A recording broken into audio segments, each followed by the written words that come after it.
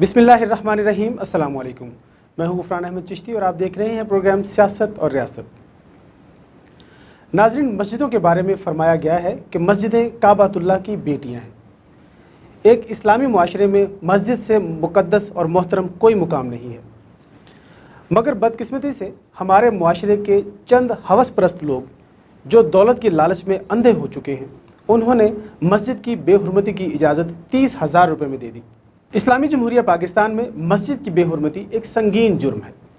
अदाकारा सबा कमर और सिंगर बिलाल सईद ने मस्जिद की बेहुरमती करके तमाम मुसलमानों के दिल को ठेस पहुंचाई है। इस बात का वज़ीर आला पंजाब ने भी नोटिस ले लिया है और मजहबी रहनुमा भी इस बात की शदीद मज़म्मत कर रहे हैं।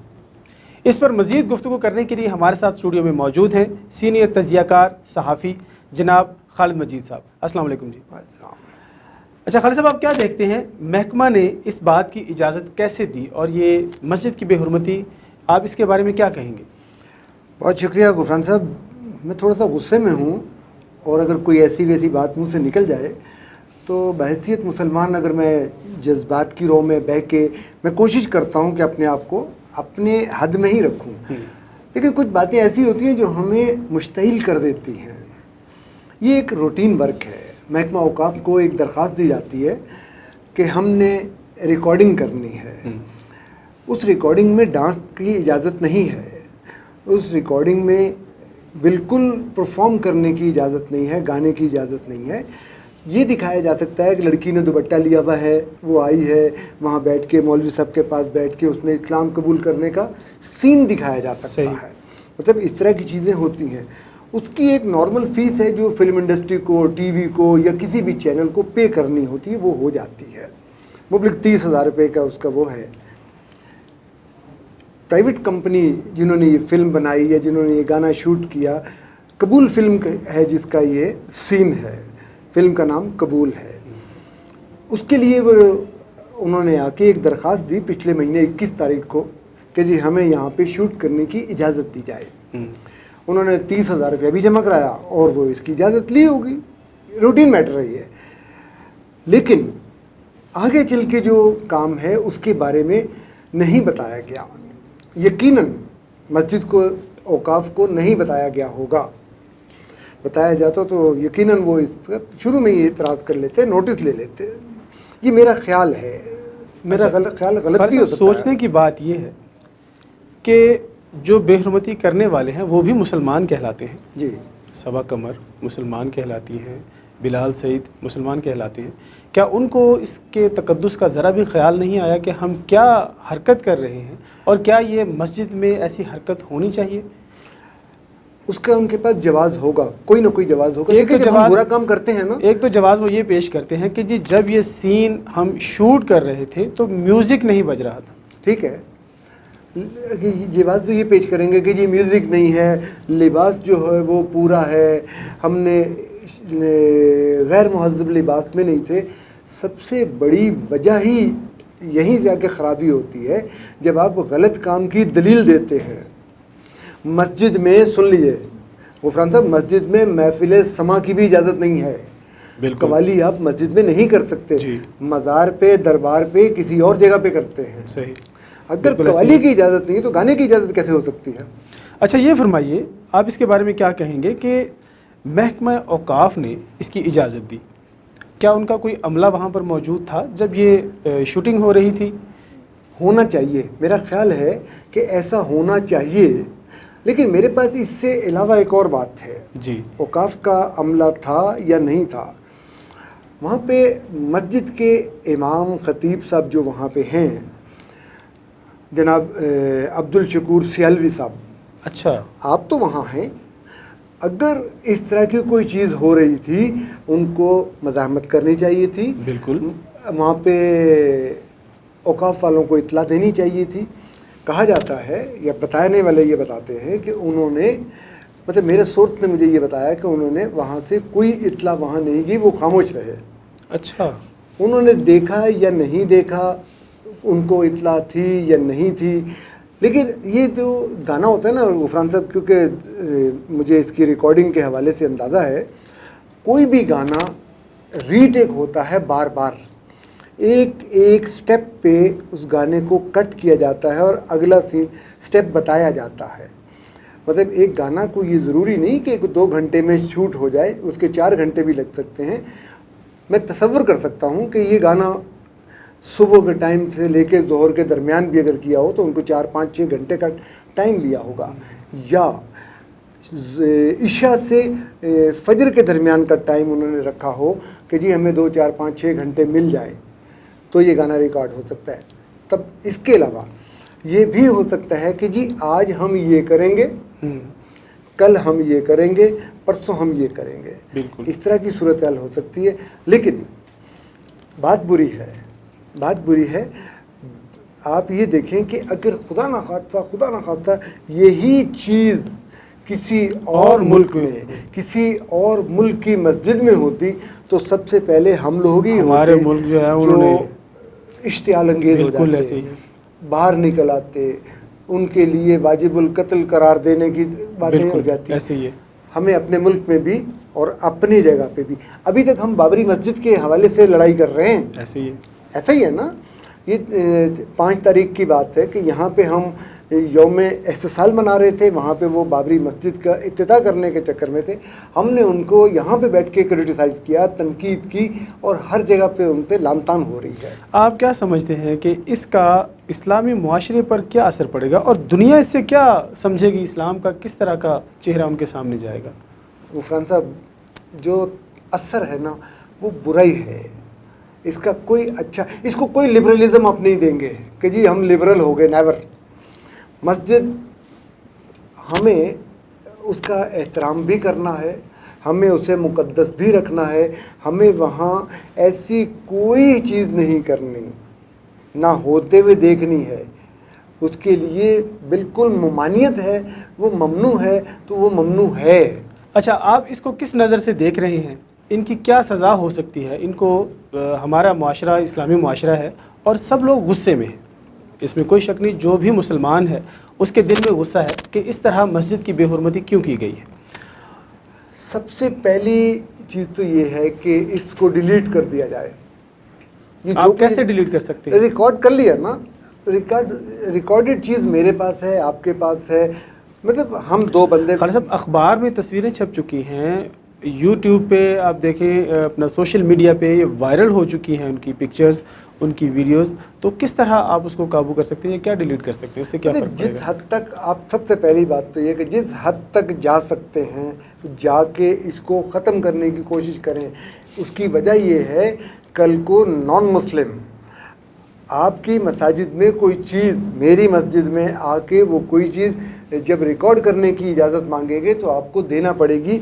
वो लीगल जाके आपसे डिमांड कर लेंगे, वो उठा के वो डॉक्यूमेंटेशन ले जाएंगे। जिंदा मिसालें, बहुत सारी जिंदा मिसालें हैं। जब भी बादशाही मस्जिद में कोई आता है, कोई बाहर से आता है, तो वो उसको पूरा इस्लामी लिबास पहनना पड़ता है और वो पूरे तरीके से मस्जिद में जाता है। देखें, बहुत से लोग आए, लेडी डियाना आई, प्रिंस चार्ल्स आए, या लंदन से कोई, या अमेरिका से, या हमारे पड़ोसी मुल्क से कोई भी आता है, तो 2-3 चीज़ों का ख्याल रखा जाता है। सबसे पहले ये कि उसके सर पे दुपट्टा पहनाया जाता है, बिल्कुल, उसका लिबास पूरा किया जाता है, चाहे वो हमारा शलवार कमीज़ है, चाहे उनका कोई लॉन्ग ड्रेस है, वो पहनाया जाता है। किसी वक्त भी ये नहीं हुआ कि उनको सीढ़ियों से पहले ही उनके शूज़ उतरवाए जाते हैं। बिल्कुल, मतलब ये एहतराम की हद है। ये गैर मुस्लिम हमारे मज़हब का एहतराम कर रहे हैं और हमारे ये जो ख़ुद को मुसलमान कहते हैं वो किस तरह मस्जिद की बेहुरमती कर रहे हैं। मतलब कहीं ना कहीं आके सोच जो है वो टकराव का शिकार होती है। जब हम ओवर कॉन्फिडेंट होते हैं, जब हमारे अंदर बहुत ज़्यादा अपने आप को अक्ल कुल ज़ाहिर करने की कोशिश होती है, जब हम तो क्या हुआ कह देते हैं या फिर क्या हुआ कह देते हैं, चले हम इसको एडिट कर देते हैं, दलील दे दी उन्होंने कि हमने कौन सा म्यूज़िक बजाया है, चाहे वो आराम से घूमी हो। देखें, नाच गाना कुछ भी है, चाहे उसने वो आसानी से बिल्कुल खामोशी से घूमी हो, उसका नाम तो डांस है ना। बिल्कुल, लिहाजा उनकी सज़ा बनती है, जो भी बनती है। देखें ना, मैं सज़ा नहीं दे सकता, सज़ा तो कानून ने देनी है ना। जी जी जी। जो इसके इदारे हैं वही बेहतर समझते हैं कि हमने इसको क्या करना है। मजहबी अमूर का काम है, महकमा औकाफ का काम है। हम सिर्फ अपना गुस्सा, लोगों का गुस्सा, जो छोटे छोटे बच्चे इस बात को बुरा बना रहे हैं, बरगफ हम इस बात की सख्ती से मजम्मत करते हैं, और करना हम सबका हक बनता है कि हम मजम्मत भी करें और इस बात को ये कहें कि जब तक या जिस हद तक आपसे मुमकिन हो सकता है इस वायरल को डिलीट करवाने की कोशिश करें। सही, बहुत शुक्रिया खालिद साहब, आप हमारे प्रोग्राम में तशरीफ़ लाए। नाज़रीन, प्रोग्राम में वक्त हुआ है एक शॉर्ट ब्रेक का। जैसे ही ब्रेक से वापस आएंगे तो एक और सोशल इशू पे गुफ्तगू करेंगे। हाजिर होते हैं एक शॉर्ट ब्रेक के बाद।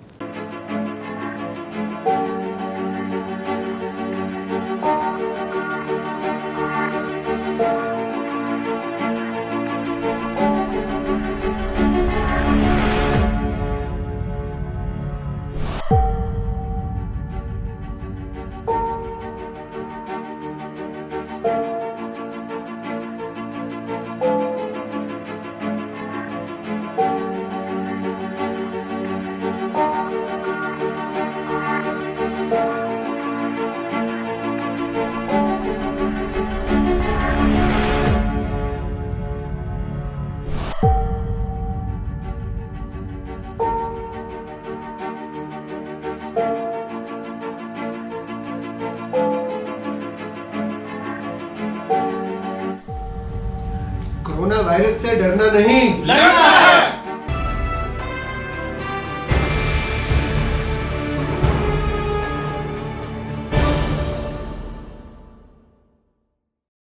प्रोग्राम में दोबारा खुशामदीद। नाज़रीन, आजकल हमारे मुल्क में लड़की से लड़की की शादी का एक इशू भी अदालत में ज़ेर समाअत है। इस केस की हमारे चैनल ने मुकम्मल रिपोर्टिंग की है और तमाम हक़ाइक़ से पर्दा उठाया है। इस पर गुफ्तगू करने के लिए हमारे साथ स्टूडियो में मौजूद हैं सीनियर सहाफ़ी सुहेल मलिक साहब। उन्होंने मुकम्मल रिपोर्टिंग की है। मज़ीद उनसे जानते हैं कि इस केस के क्या हक़ाइक़ हैं। अस्सलाम वालेकुम सर। वालेकुम सलाम, बहुत शुक्रिया गुफरान साहब, आपने प्रोग्राम में वक्त दिया। अच्छा सुहेल साहब, क्या हक़ाइक़ हैं, असल बात क्या है, आप हमें इस बारे में आगाह करेंगे? गुफरान साहब, असल में रावलपिंडी का नवाही इलाका बनता है टेक्सला के एक इलाका से आसमा बीबी और नेहा अली जो आपस में उस्ताद और शागिर्द थी, अच्छा, उनका कुछ रिलेशन बना और उसके बाद जो 29 साला आसमा है, जो अभी आकाश अली, चूँकि वो कहते हैं कि अब मैं मर्द बन चुका हूँ, आकाश अली जो है उन्होंने अपना जिन्स चेंज करवाया और उसके बाद उन्होंने अपना नादरा से सारा अपना जो था डाटा आसमा से हटा के उन्होंने अली आकाश करवाया। उसके बाद उन्होंने क्योंकि जिन्स तब्दील हो गया, शनाख्ती कार्ड भी तब्दील हो गया, ड्राइविंग लाइसेंस भी तब्दील हो गया। उसके बाद फिर उनका एक निकाह हुआ। जब निकाह के बाद वालदैन को पता चला तो वालदैन ने मुकामी अदालत में वहाँ पे केस लगाया। तो मुकामी अदालत ने डॉक्यूमेंट्स को देखते हुए नेहा से पूछा कि आप किसके साथ रहना चाहती हैं। तो नेहा का जवाब था कि मैं अली आकाश जो उसके हस्बैंड थे उनके साथ में रहना चाहती हूँ। तो अदालत ने ये फ़ैसला जारी किया कि नेहा को अली आकाश के साथ भेजा जाए, जिसके बाद जो नेहा के वालिद हैं अमजद साहब, उन्होंने हाई कोर्ट में पटिशन दायर की, जिसके बाद हमने उस केस को पुट अप किया और केस हम आगे पुरसू करना शुरू किया हमने। जब हमने केस को देखा तो जब पहली हेयरिंग थी जस्टिस सदाकत अली ख़ान साहब की कोर्ट में, तो उस वक्त मैं कोर्ट में मौजूद था जब ये दोनों पेश हुए। उसके बाद जस्टिस सदाकत अली ख़ान साहब ने ये मेडिकल बोर्ड एक तश्कील दिया, जिस पे एक DHQ रावलपिंडी का जो MS हैं और उनके साथ जो कुछ डॉक्टर हैं जो प्लास्टिक सर्जरी वाले हैं, वो सारे एक प्रॉपर मेडिकल बोर्ड एक तश्कील दिया और इनको कहा कि आप वहाँ से टेस्ट करवाएं और उसके बाद आप अदालत में पेश हों। उसके बाद हुआ ये कि वो अदालत में भी नहीं पेश हुए और मेडिकल बोर्ड के सामने भी नहीं पेश हुए अली आकाश। अच्छा। उसके बाद पता ये चला, जब दूसरी हेयरिंग हुई तो उन्होंने कहा जी कि आप पुलिस को कहा कि आप उनको अदालत में लेके आएँ और उनका मेडिकल भी कराएं। तो बाद में हमें पता चला कि वो टेक्सला से अचानक लाहौर पहुंच गए। अच्छा। और लाहौर से उन्होंने एक एफिडेविट भी दिया जी कि मैं बीमार हूँ, अदालत के बायस में नहीं आ सकता। जो उनके लायर थे असद अब्बास और नदीम अंथनी, वो भी असद अब्बास तो उधर से आते थे लाहौर से, तो उन्होंने भी आके काफ़ी बहस की। जिसके बाद जब उन्होंने देखा कि अदालत जो है वो शवाहिद चाहती है और अदालत ने जब ये इसरार किया कि अली आकाश को अदालत में हर सूरत पेश किया जाए, उसके बाद हमने देखा कि यहाँ पे एक ट्विस्ट आ गया। अच्छा। जिस आसमा बीबी ने अली आकाश बन के नेहा से शादी की, उसने नेहा को दोनों की म्यूचुअल अंडरस्टैंडिंग के साथ उन्होंने आपस में अपना वो ले ली, तलाक ले ली। अच्छा, अब तलाक ले ली है उन्होंने। वो उस जो तलाकनामा है उसमें ये लिखा है कि हम दोनों ने रजामंदी के साथ दोनों ने बैठ के हमने वो तलाकनामा लिखा है। और जो तलाकनामा था वो जो लाहौर की एक जगह थी गार्डन टाउन, उनकी उसकी यूनियन कौंसिल में भी जमा कराया गया। और वो जो SHO टेक्सला हैं इजाज़ साहब, उनको व्हाट्सएप किया गया कि आप ये सुबह अदालत में दिखाएं कि उनका हो गया। जो उनके वकील थे उनके पास भी मौजूद था। जिसके बाद अदालत ने बरहमनी का इजहार करते हुए कहा कि ये कोई बात नहीं कि आप यहाँ पे पेश नहीं हो रहे और आप कभी एक डॉक्यूमेंट भेज देते हैं, कभी कहते हैं जी कि मुझे कोरोना हो सकता है कि मुझे कोरोना हो इसलिए मैं अदालत नहीं आ रहा, हो सकता है। और जब अदालत ने ये कहा कि अगर आपने कोई टेस्ट कराया है तो उसकी हमें कोई रिपोर्ट दे दें, तो मैं आपको बताऊं कि कोई यहाँ पे ये सारी चीज़ें देख के थोड़ी सी हंसी भी आई कि उन्होंने अपने वकील साहब ने बजाय इसके कि रिपोर्ट पेश करें, उन्होंने एक रसीद पेश कर दी 6,300 रुपये की, ये टेस्ट हम करवाएंगे। अच्छा। उसकी जो अपना वो पेमेंट होती है वो जमा कराई और उसकी रसीद जो है ना वो अदालत में उन्होंने पेश कर दी। इसके बाद अदालत ने बरहमनी का इजहार करते हुए कहा कि आप अली आकाश को पेश करें। अच्छा सुहेल साहब, असल कहानी क्या है? आपने सारी तहकीक की है क्योंकि आप शुरू से इस केस के पीछे हैं, तो आपने सारे इसके हकाइक जाने हैं। असल कहानी जो है वो ये है कि जो हमारी NGOs हैं, ह्यूमन राइट्स जो हैं, जो NGOs जो हमारी मेरा जिस्म मेरी मर्जी वाली हैं, अच्छा, उन्होंने इस केस को लिया है। और मैं आपको बताऊं कि अली आकाश जो हैं ये और नेहा इंतहाई गरीब फैमिली से ताल्लुक़ रखने वाले हैं, ठीक है।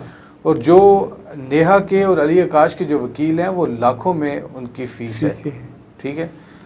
सबसे पहला तो क्वेश्चन ये है कि एक गरीब ख़ानदान के जो दो हैं, जो नेहा क्रीम चला के अपना गुजारा करती थी। अच्छा, नेहा क्रीम चला रही थी, टीचिंग भी की उसने, अच्छा, ठीक है। मुस्लिम पब्लिक स्कूल टेक्सला में ये टीचर थी। अच्छा। और नेहा वहाँ पे स्टूडेंट थी, वहाँ से ये सारा मामला शुरू हुआ। तो इनके माँ बाप को पता था इस बात का सारा? जी उनको पता था। ये असल में हुआ ये कि आसमा बीवी जो अली आकाश है, उसने नेहा के वालिदैन से कहा, बल्कि नेहा की जो फुप्पो हैं वो भी उसी स्कूल में टीचर थी। तो ये दोनों आपस में दोस्त थी, नेहा की फुप्पो और आसमा जो अली आकाश है, ठीक। तो उन्होंने कहा जी कि मैं, क्योंकि मेरा घर दूर है तो मेरे लिए वहाँ से आना मुश्किल है, तो जो नेहा के वालिद हैं उन्होंने उनको कहा कि आप जहाँ मेरी इतनी बहनें रह रही हैं, ठीक है, आप भी मेरी बहन है और आप रहें। और मेरे ख्याल से 2-2.5 साल ये इकट्ठे रहे हैं। अच्छा, एक घर में रहे? जी एक घर में रहे हैं। सही। और ये आपस में उस्ताद शागिर्द थे? जी उस्ताद शागिर्द थे। जब ये सारी बात जो है ये नेहा की फुप्पो का मैंने इंटरव्यू किया था, जब अली आकाश ने ये इल्ज़ामात लगाए कि नेहा की फुप्पो मुझसे शादी करना चाहती थी, मेरे इनकार पर ये सारा मामला बिगाड़ा गया। अच्छा। वो आपने देखा भी था और वो हमने एक्सक्लूसिव इंटरव्यू किया था उनकी फुप्पो से, और उन्होंने सारी चीज़ें उसमें क्लियर की थी कि ये फीमेल है, ये हमारे साथ सोती रही है, रहती रही है। उसमें सारे वो सिम्टम्स हैं जो औरतों के होते हैं, ठीक है। तो इसलिए वो उन्होंने बड़े ये वसूख से कहा था कि ये एक औरत है, ये मर्द नहीं है। इसीलिए हमने इस केस को उठाया है कि एक लड़की ने एक लड़की को ले गए हैं और हमारी ख़ानदान में बड़ी रसवाई हो रही है। ख़ानदान में हर बंदा हमें तरह तरह की बातें कर रहा है। अच्छा, उसके बाद मैं आपको बताऊं कि जब लास्ट हेयरिंग हुई जहाँ पे फ़ैसला हुआ, फ़ैसले पे आते हैं, उस पे हुआ ये कि अली आकाश को जस्टिस चौधरी अब्दुल अजीज़ उन्होंने ये आर्डर जारी किए CCPO लाहौर को और SHO गार्डन टाउन और SHO टेक्सला को कि किसी भी सूरत में अली आकाश को प्रोड्यूस करके अदालत में पेश करें। लेकिन फिर भी अली आकाश पेश नहीं हुए। अच्छा। जिसके बाद उन्होंने अदालत ने ये कहा कि अली आकाश का नाम ECL में डाल दिया ताकि वो मुल्क से बाहर भाग ना सकें, और दूसरा उन्होंने उनका जो शनाख्ती कार्ड है वो ब्लॉक कर दिया ताकि वो जो शनाख्ती कार्ड के थ्रू जो होती हैं, जो लोग ज़रूरियात पूरी करते हैं, अब बैंक से कोई चीज़ निकलवानी, कोई जमा करानी, इस तरह की चीज़ें, वो कोई ऐसी चीज़ ना कर सकें।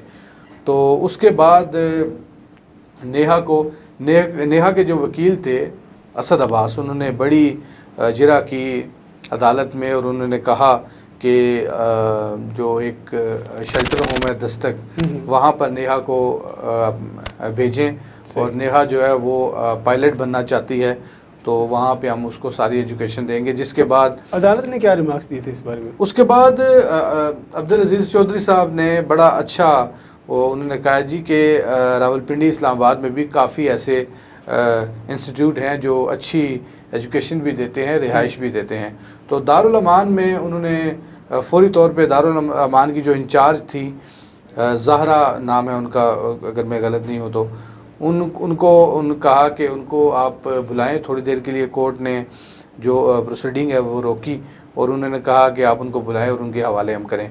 जब वो पेश हुई तो उन्होंने नेहा को उनके हवाले किया और ये कहा उनको, जज साहब के ये रिमार्क्स थे कि आपने इनकी सिक्योरिटी को देखना है, ठीक है, इनको आपने वो सारी सहूलतें देनी हैं जो नेहा चाहती हैं, ठीक है। बिल्कुल सही। मतलब वो जो अगर पढ़ना चाहती हैं, पायलट बनना चाहती हैं, तो उनको पढ़ाएं। जो भी आपको मतलब उस हवाले से अगर कोई ज़रूरियात हैं तो वो आप अदालत को बताएं, अदालत उसको पूरा करने की कोशिश करेगी। उसके बाद फिर जब हमने देखा कि जब फ़ैसला हुआ तो फ़ैसले के फ़ौरन बाद तरह तरह की बातें आना शुरू हो गई। उसके बाद फिर जो असद अब्बास हैं उन्होंने भी अदालत के बाहर आके बड़े गुस्से का इजहार किया। मीडिया से तो बात नहीं की, लेकिन मैंने पर्सनली जब उनसे बात की तो उन्होंने कहा कि मैं देख लूँगा सबको। अब ये नहीं मुझे पता कि इन्होंने किसको कहा कि मैं देख लूँगा सबको, और उसके बाद फिर वो गुस्से में चले गए। उसके बाद फिर मैंने वहाँ से सारा प्रोग्राम किया, जो कानूनी माहिरीन हैं उनसे भी सारी चीज़ें पूछने की कोशिश की। यहाँ पर एक चीज़ मैं आपसे ये ज़रूर कहना चाहूँगा कि जो NGOs हैं वो देखें, अब शेल्टर होम के नाम पे अब किस तरह के चल रहे हैं। ये जिस तरह की कार्रवाई हो रही थी या जिस तरह के ये सारा केस हुआ है, गुफरान साहब, ये हमारे माशरा, हमारा जो मुस्लिम ये कल्चर है, हमारा जो माशरा है, ये ऐसी चीज़ों की इजाज़त नहीं देता। बिल्कुल नहीं। तो ये एक बड़ा अच्छा फ़ैसला था अदालत की तरफ से और इस अदालत के फ़ैसले को सराहा गया। और जब हमने प्रोग्राम किया तो प्रोग्राम करने के बाद लोगों की काफ़ी कॉल्स आई, उन्होंने शुक्रिया अदा किया अदालत का भी, उन्होंने शुक्रिया अदा किया अमजद साहब का भी, जो नेहा के वालिद हैं। उन्होंने कहा कि सलाम पेश करते हैं नेहा के वालिद को जिन्होंने इतना बड़ा स्टेप लिया। गुफरान साहब, ये बड़ी बात होती है कि आप किस तरह खड़े होते हैं। एक जगह से एक अदालत ने फ़ैसला दे दिया, उसके बाद आप हाई कोर्ट में जाके अपील दायर करते हैं कि ये गलत हो रहा है, इसको आप देखें, तो ये बड़ी बात है। अच्छा, इसमें जज साहब ने एक मैंने देखा था रिमार्क्स दिए थे कि NGOs ने इस मुल्क को बहुत नुकसान पहुंचाया। जी, उन्होंने ये असद अब्बास साहब को मुखातिब करते हुए कहा कि आप क्या चाहते हैं कि मुल्क अमेरिका की तर्ज का बन जाए, आप क्या चाहते हैं कि लड़कियां लड़कियों से शादी करें, लड़के लड़कों से शादी करें और वालिदैन खामोश रहें, आप क्या सोशल सेक्टर को तबाह करना चाहते हैं? ये जज साहब के रिमार्क्स थे। उसके बाद फिर उन्होंने जब एक और हेयरिंग हुई तो उन्होंने असद अब्बास साहब से ये बात की कि आप मुझे बताएं कि आप जब सोते हैं, जब आप सोते हैं तो आपका ज़मीर आपको मलामत नहीं करता कि मैं किस चीज़ की वकालत कर रहा हूँ, किस चीज़ को प्रमोट कर रहा हूँ? जी। तो उन्होंने NGOs के ख़िलाफ़ भी काफ़ी बातें, उन्होंने NGOs के बारे में काफ़ी बातें की हैं कि इस तरह मतलब इस्लाम को इस बारे में नहीं करना चाहिए। किसी की मज़हब के बारे में आप NGOs का मतलब है कि वो फलाही काम करें, ये मकसद नहीं उनका होना चाहिए कि किसी के मज़हब में वो इंटरफेरेंस करें और इस तरह का बिगाड़ पैदा करने की कोशिश करें।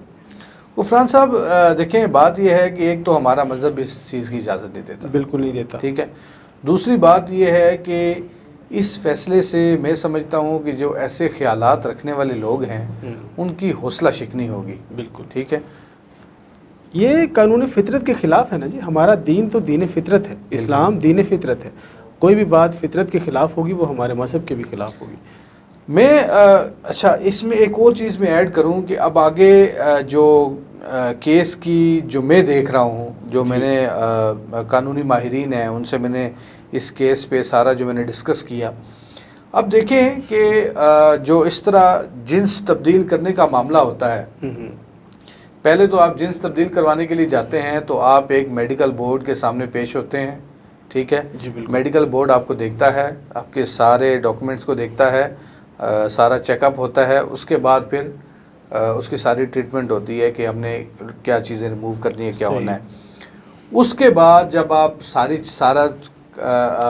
जब सारा प्रोसेस कर लेते हैं, उसके बाद जब आप जाते हैं नादरा में देन आपको एक और मेडिकल बोर्ड का सामना करना पड़ता है। बिल्कुल सही। उस मेडिकल बोर्ड वो मेडिकल रिपोर्ट देखता है, फिर उसके ऊपर मेडिकल बोर्ड जो है वो दोबारा उसकी चेकिंग करता है, उसको दोबारा टेस्ट करता है उसके बाद फिज़िकली टेस्ट करते हैं। ये भी मैं आपको बताऊं कि ये, क्योंकि मैंने सारा इस केस को मैंने सारा परसू किया है, तो सारी चीज़ों को मैं देख के चल रहा हूँ कि ये केस आगे जाके क्या रुख इख्तियार कर सकता है। सही। अब देखें हमारे इदारों की हालात देखें कि 2 मेडिकल बोर्ड से पास हो के तो फिर जिन्स तब्दीली जाके ID कार्ड पे चेंज होती है और नादरा में आपके जो डॉक्यूमेंट्स होते हैं नादरा के उन पे अब सारा चेंज होता है। अब जो अली आकाश ने डॉक्यूमेंट पेश किए उसमें एक भी कोई भी ऐसा डॉक्यूमेंट नहीं है जिस पे लिखा हो कि हमने ये चीज़ें चेंज करवाई हैं। डॉक्टर बरीरा का एक लेटर दिया गया, एक और डॉक्टर साहब है उनका लेटर दिया गया, उस लेटर पे ये लिखा हुआ है कि ये प्लान है। अच्छा, ये ओपिनियन है। ये लेटर जो है मैंने खुद डॉक्टर बरीरा लाहौर में है, उनसे मैंने फ़ोन पे बात की, उन्होंने कहा ये हमारे पास आई थी, मैंने इनको प्लान दिया था। उसके बाद फिर इन्होंने आके मेरे क्लिनिक में इन्होंने और इनके साथ एक और थे लड़का था कोई, उन्होंने आके बदतमीज़ी की हमारे स्टाफ के साथ, जिसके बाद फिर मैंने एक्सक्यूज़ कर लिया कि मैं इसको नहीं ऑपरेट कर सकती। जिसके बाद उन्होंने मुझे कहा ये गलती हो गई, लेकिन उन्होंने कहा जी कि हमारे हॉस्पिटल की एक पॉलिसी है, आपने इस तरह की हरकत की है लिहाजा मैं नहीं कर सकती। उसके बाद एक और डॉक्टर साहब से उनका भी लेटर जब अदालत में पेश हुआ, उनसे भी मैंने बात की, उन्होंने भी कहा कि मैंने सिर्फ ओपिनियन दी है, मैंने सिर्फ ओपिनियन दी है, चेंज नहीं हुआ। आप ये देखें कि सिर्फ ओपिनियन की बेस पे ID कार्ड बन गया, उस ओपिनियन की बेस पे ड्राइविंग लाइसेंस बन गया, उस ओपिनियन की बेस पे निकाह हो गया। अब हम क्या करें? अब देखें हमारे जो इदारे हैं, कोई भी कानूनी तकाजा पूरा नहीं हुआ, कुछ भी नहीं हुआ गुफरान साहब, कुछ भी नहीं हुआ। जो भी लेटर दिए गए वो सारे फेक थे, ठीक है। उसमें कोई ऐसा लेटर नहीं था जिस पे ये लिखा हो कि इसने जिन्स तब्दील कराया है। और दूसरा देखिए ना, अगर जिन्स तब्दील हुआ होता, अगर ये मर्द होता तो ये अदालत में पेश हो जाता। बिल्कुल, फिर क्या ठीक हर्ज है। था? इसको कौन सी मेडिकल- दुनिया की ताकत रोक सकती थी? वो मेडिकल कराता, मेडिकल कराने के बाद वो अदालत में पेश होता, अदालत उनको वो कह देती कि ठीक है जी आप मर्द हो। ये झूठ का पलंदा था और वाकई इसमें कुछ अच्छा, साजिश है। पहले दिन जब ये हेयरिंग हुई, हम्म, जब अली आकाश, आसमा बीबी सो कॉल्ड अली आकाश जो है वो अदालत में जब पेश हुए, तो उन्होंने जब अदालत ने कहा कि हम बोर्ड बनवाना चाह रहे हैं, मेडिकल बोर्ड, जिसमें आपका क्रोमोसोमल टेस्ट होगा। क्रोमोसोमल टेस्ट होता है, उसमें जो है वो आपको बता देता है कि आपने जिन्स कब तब्दील की, आपकी जिन्स तब्दील हुई भी है कि नहीं, सही। ये सारा उसमें टेस्ट हो जाता है। हम्म, तो उसके बाद इन्होंने बड़ा वहाँ पे, चूँकि मेरे पास ही खड़े थे, चंद फीट के फासले पे, एक साइड पे वो थे, एक साइड पे मीडिया के नुमाइंदे थे, सही। और इन्होंने मेरे सामने इन्होंने कहा कि आप मेडिकल बोर्ड बनाएं और मैं मेडिकल बोर्ड का सामना करूंगा और टेस्ट करवाऊंगा। हम्म, लेकिन उसके बाद वो एक ही पेशी थी जिसके ऊपर अली आकाश आए, और उसके बाद अली आकाश अदालत में नहीं आए और अदालत ने ये फ़ैसला दे दिया। अब मुझे लगता ये है कि कुछ दिनों के बाद ये जो केस है ये सुप्रीम कोर्ट तक चला जाएगा। सही। बहुत शुक्रिया जनाब। नाज़रीन, आपने इस केस के हक़ाइक़ जाने, हमें अपनी कीमती राय से ज़रूर आगाह कीजिएगा। अगले प्रोग्राम तक अपने मेज़बान गुफ़रान अहमद चिश्ती को इजाज़त दीजिए। अल्लाह हाफ़िज़।